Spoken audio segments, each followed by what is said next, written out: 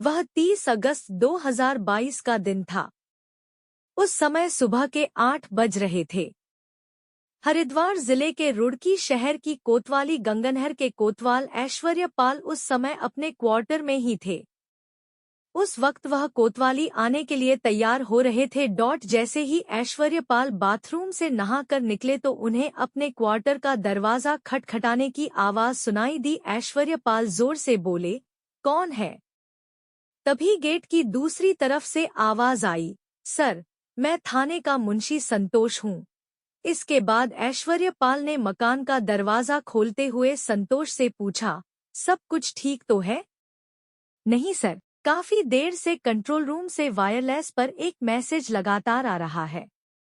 Message में बताया जा रहा है कि अपने थाना क्षेत्र सालियर मंगलौर बाईपास पर सड़क के किनारे एक युवक की गर्दन कटी लाश पड़ी है। सर, क्षेत्र में लाश के मिलने का मामला थोड़ा गंभीर है। संतोष बोला, ठीक है संतोष, तुम कोतवाली में फोर्स को तैयार करो। मैं 5 मिनट में वर्दी पहनकर आता हूँ, ऐश्वर्य पाल बोले। इसके बाद संतोष चला गया। मामला चूंकि हत्या का था, इसलिए कोतवाल ऐश्वर्य पाल ने लाश मिलने की सूचना तत्काल सीओ विवेक कुमार व एसपी देहात प्रमेंद्र डोभाल को मोबाइल द्वारा दी और खुद तैयार होकर कोतवाली पहुंच गए।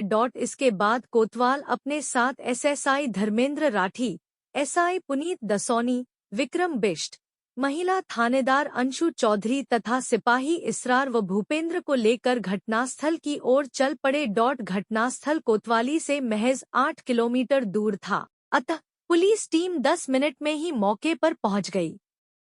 कोतवाल ऐश्वर्य पाल ने देखा कि मौके पर काफी भीड़ थी तथा वहां पर आसपास के गांव वालों की भीड़ युवक की लाश को घेर कर खड़ी थी। वहां खड़े लोग इस लाश के बारे में तरह-तरह की बातें कर रहे थे। पुलिस को देखकर वहां से लोगों की भीड़ छंटने लगी थी।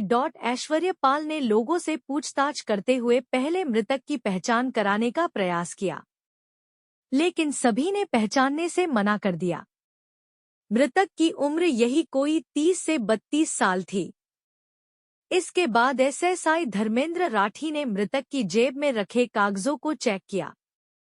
उसमें एक आधार कार्ड मिल गया। वह आधार कार्ड सतवीर पुत्र कुलवीर निवासी शिव मंदिर के पास एकड़ कला, थाना पथरी, हरिद्वार के नाम से था।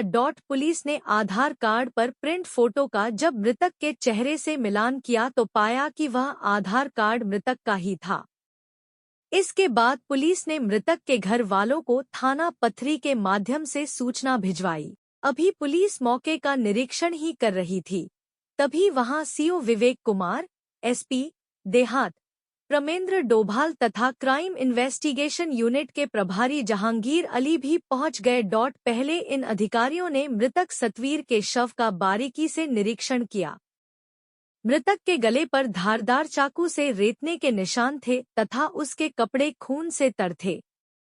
एसपी देहात डोभाल ने लाश का निरीक्षण करने के बाद पोस्टमार्टम के लिए राजकीय अस्पताल रुड़की भेज दी। कोतवाल ऐश्वर्य पाल को कुछ दिशा निर्देश देने के बाद श्री डोभाल और विवेक कुमार वापस लौट गए।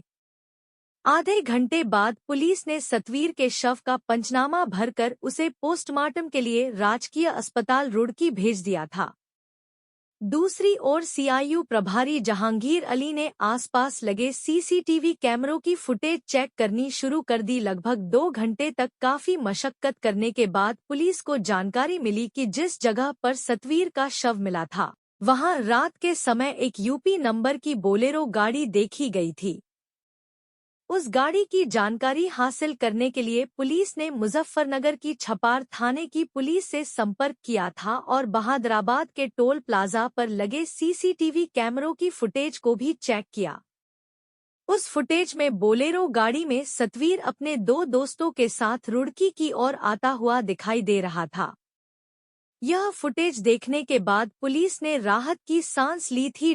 सतवीर की लाश मिलने की सूचना पाकर उसके पिता कुलवीर, मां बड़ी बहन व भाई दोपहर 12 बजे राजकीय अस्पताल रुड़की पहुंच गए थे और जैसे ही उन्होंने मोर्चरी में सतवीर के गला कटे शव को देखा था तो फफक कर रो पड़े। सतवीर के घर वालों को बिलखते देखकर वहां खड़े काफी लोगों की आंखों से आंसू छलक पड़े। सतवीर के माँ, बाप, बड़ी बहन व भाई का रो रो कर बुरा हाल हो रहा था। उनके रिश्तेदारों ने दुख की इस घड़ी में उन्हें किसी तरह से शांत किया था। इसके बाद कोतवाल ऐश्वर्यपाल ने जब सतवीर के पिता से मामले की जानकारी ली तो उन्होंने बताया कि सतवीर का मुख्य काम एकड़ कला में खेती का था और वह खनन का काम भी करता था। कुछ समय पहले वह पंजाब में भी खनन का काम कर चुका था। सतवीर अपनी पत्नी नवनीत उर्फ नीतू तथा 2 बेटों के साथ खुशहाल जिंदगी जी रहा था। उसकी किसी से कोई दुश्मनी भी नहीं थी। पिछली शाम को सतवीर घर से पैदल ही निकला था। उसने घर पर बताया था कि उसके कुछ दोस्त बाहर से आए हैं। हो सकता है कि उसे ट्रैक्टर का सामान लेने के लिए पंजाब जाना पड़े। यह कहकर वह घर से निकला था। इसके बाद आगे की कोई जानकारी नहीं है कि कैसे उसका शव मंगलौर बाईपास पर पड़ा मिला। पुलिस ने सतवीर के पिता कुलवीर की तहरीर पर सतवीर की हत्या का मुकदमा अज्ञात हत्यारों के खिलाफ आईपीसी की धारा 302 के तहत दर्ज कर लिया और सीआईयू की टीम के साथ जांच शुरू कर दी थी। शाम को सीआईयू ने बहादुराबाद टोल प्लाजा की रुड़की रोड की वह फुटेज सतवीर के पिता को दिखाई थी, जिसमें Satveer Bolero number UP 12R 8409 में अपने 2 दोस्तों के साथ जा रहा था। कुलवीर ने सतवीर के एक दोस्त को पहचान लिया था। वह सतवीर का दूर का रिश्तेदार गुरुसेवक देओल निवासी मदपुरी, जिला बिजनौर था। सतवीर के दूसरे दोस्त को कुलवीर पहचान नहीं सके। गुरुसेवक के बारे में उन्होंने बताया कि वह उनका रिश्तेदार भी है तथा सतवीर की बीवी नवनीत कौर उर्फ नीतू से उसकी काफी नजदीकियां भी हैं। सतवीर की गैर मौजूदगी में भी वह घर पर आता जाता रहता है। कुलवीर ने गुरुसेवक के बारे में बताया कि उसका परिवार कनाडा में रहता है तथा गुरुसेवक की खेती की 40 एकड़ जमीन मदपुरी में है। कुलवीर की इस जानकारी के बाद जब पुलिस ने गुरुसेवक से संपर्क करने का प्रयास किया तो उसका मोबाइल फोन स्विच ऑफ मिला। इसके बाद पुलिस की एक टीम गुरुसेवक की तलाश में उसके गांव मदपुरी भेजी गई थी। पुलिस टीम गुरुसेवक की सुरागरसी व पतारसी करते हुए बढ़ापुर पहुंची थी। वहां भी गुरुसेवक पुलिस के हत्थे नहीं चढ़ सका था। इसके बाद 1 सितंबर 2022 को पुलिस टीम ने मुखबिर की सूचना पर गुरुसेवक व उसके साथी मोनू निवासी गांव हिदायतपुर, बिजनौर को हरिद्वार के निकटवर्ती गांव ऐथल से गिरफ्तार कर लिया था। मोनू वही युवक था जिसे पुलिस ने टोल प्लाजा पर सतवीर के साथ कार में जाते हुए देखा था। पुलिस टीम दोनों को लेकर रुड़की आ गई थी। पुलिस ने दोनों से सतवीर की हत्या के बारे में गहन पूछताछ की। गुरुसेवक ने पहले तो पुलिस के सामने सतवीर की हत्या के मामले में खुद को बेकसूर बताया था, मगर जब पुलिस ने गुरुसेवक को उसके द्वारा मोबाइल पर सतवीर की बीवी नीतू से की गई बातों के बारे में पूछा तो वह टूट गया।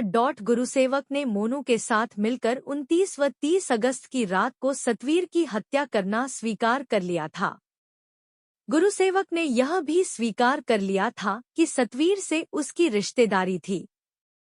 इसके अलावा पिछले 3 सालों से सतवीर की पत्नी नवनीत उर्फ नीतू से अवैध संबंध थे। मेरी और नीतू की योजना काफी समय से सतवीर को रास्ते से हटाने की थी। गुरुसेवक ने पुलिस को आगे बताया कि सतवीर कुछ दबंग किस्म का आदमी था और अक्सर नीतू को परेशान करता रहता था। उसने बताया कि एक बार उसने किसी नकाबपोश से सतवीर पर फायरिंग भी करवाई थी, जिसमें वह बच गया था। इसकी सतवीर ने पुलिस से शिकायत नहीं की थी। सतवीर की हत्या की योजना बनाने के बाद गुरुसेवक 29 अगस्त 2022 को अपने दोस्त मोनू के साथ मैं सतवीर के घर पहुंचा था। उसे खनन के कारोबार के लिए उसने पंजाब जाने की बात कही थी। इस बात पर सतवीर उनके साथ चलने के लिए तैयार हो गया था। शाम को वे तीनों बोलेरो कार से एक्कड़ कलां से पंजाब के लिए चल पड़े थे। पहले रास्ते में तीनों ने एक ढाबे पर रुककर शराब पी थी और वहीं खाना भी खाया था। जब सतवीर नशे में धुत हो गया था तो वे तीनों मंगलौर बाईपास की ओर चल पड़े थे। नशे में धुत सतवीर ने उन्हें लघुशंका के लिए गाड़ी रोकने को कहा। जब गाड़ी रुकी तो सतवीर नीचे उतरा। इसी दौरान गुरुसेवक ने अपने पास रखे चाकू से सतवीर का गला रेत दिया। फिर सतवीर को वहीं उसी अवस्था में छोड़कर वे दोनों बोलेरो से वापस अपने घर चले गए थे। मोनू ने भी अपने बयान में गुरुसेवक के इन बयानों की पुष्टि की और सतवीर की हत्या में गुरुसेवक का साथ देने की बात बताई। इसके बाद पुलिस ने सतवीर की पत्नी नवनीत कौर उर्फ नीतू को भी गिरफ्तार कर लिया था। पुलिस की पूछताछ में नीतू ने भी पुलिस के सामने सतवीर की हत्या की योजना में शामिल होने की बात स्वीकार कर ली। 1 सितंबर 2022 को एसपी देहात प्रमेंद्र डोभाल ने कोतवाली गंगनहर में आयोजित प्रेसवार्ता में सतवीर हत्याकांड का मीडिया के सामने खुलासा कर दिया। श्री डोभाल ने इस हत्याकांड को खोलने वाली पुलिस टीम व सीआईयू की टीम की पीठ थपथपाई और उन्हें 2500 रुपए का नकद पुरस्कार देने की भी घोषणा की। सतवीर की पोस्टमार्टम रिपोर्ट में मौत का कारण सांस की नली कटने तथा ज्यादा खून बहना बताया। सतवीर के परिवार में उसके मां, बाप, एक भाई, एक बड़ी बहन तथा पत्नी नीतू सहित 2 बेटे हैं। अवैध संबंधों के कारण जहां नीतू ने एक ओर अपना हंसता खेलता परिवार बर्बाद कर दिया तो दूसरी ओर वह खुद भी इस हत्याकांड में शामिल होकर सलाखों के पीछे पहुंच गई थी। कथा लिखे जाने तक आरोपी गुरुसेवक, मोनू तथा नवनीत कौर उर्फ नीतू रुड़की जेल में बंद थे। कोतवाल ऐश्वर्य पाल द्वारा सतवीर हत्याकांड की विवेचना की जा रही थी। ऐश्वर्य पाल शीघ्र ही इस हत्याकांड की विवेचना पूरी करके तीनों आरोपियों के खिलाफ चार्जशीट अदालत में भेजने की तैयारी कर रहे थे।